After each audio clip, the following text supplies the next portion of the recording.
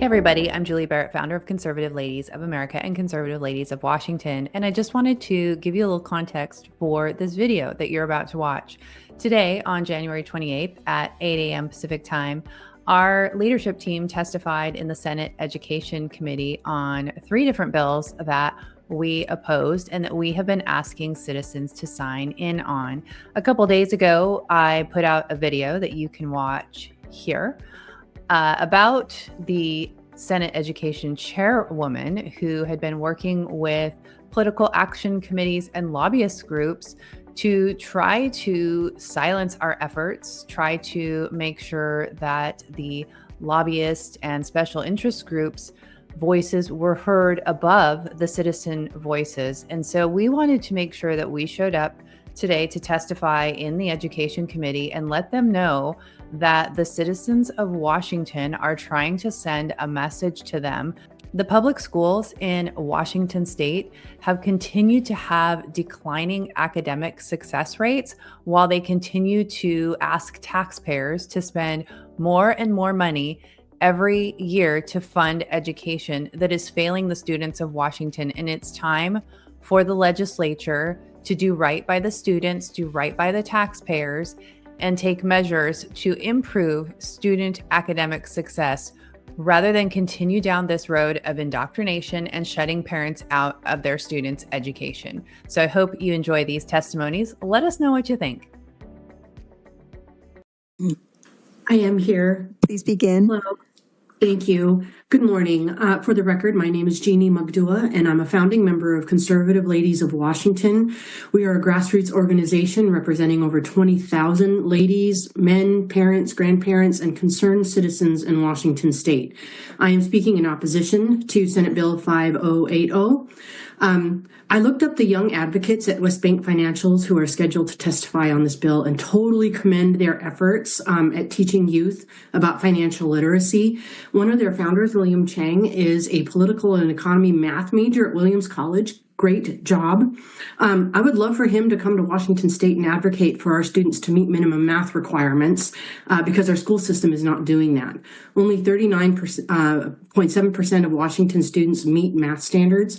In light of that fact, it is ridiculous to add yet another graduation requirement that requires a base math knowledge. Citizens in our state seem to know better than the bureaucrats in Washington what our students need.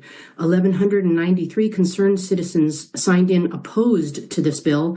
Only 85 signed in support, many of them from unions, PACs, and lobbyist groups who serve to benefit financially from the passage of this bill. I urge you to listen to the voice of the citizens, the people you are elected to serve. Thank you. Thank you very much. I am. Thank you very much. Thank you. Please begin.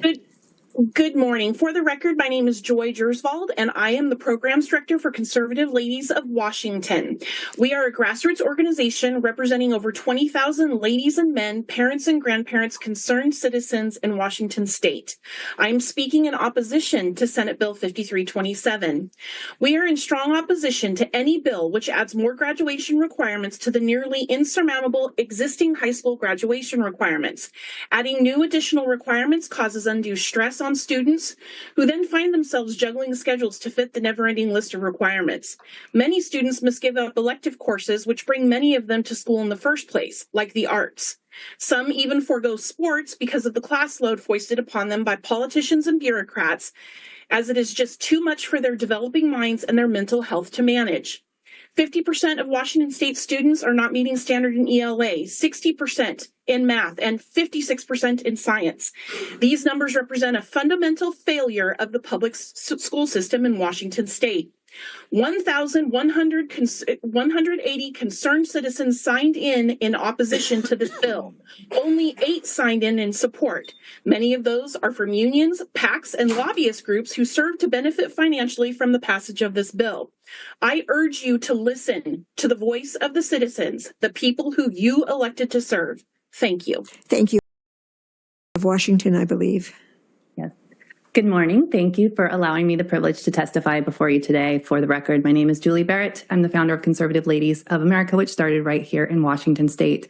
Today, I'm testifying on behalf of our Conservative Ladies of Washington members, which represents over 20,000 concerned citizens in opposition to Senate Bill 5007.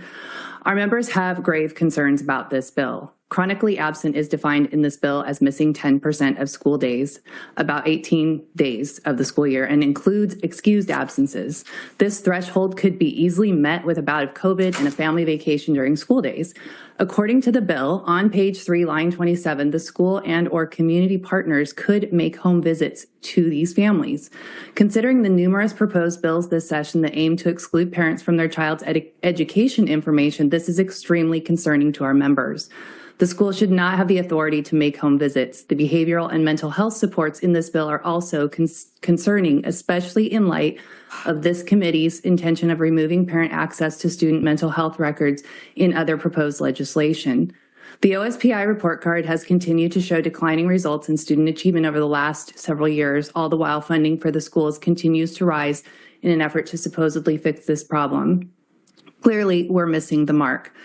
Over 1,700 concerned citizens signed in opposition to this bill today. Only 264 signed in support, many of those from PACs, lobbyist groups, and unions that serve to benefit financially from the passage of this bill. Thank you very much. Appreciate that.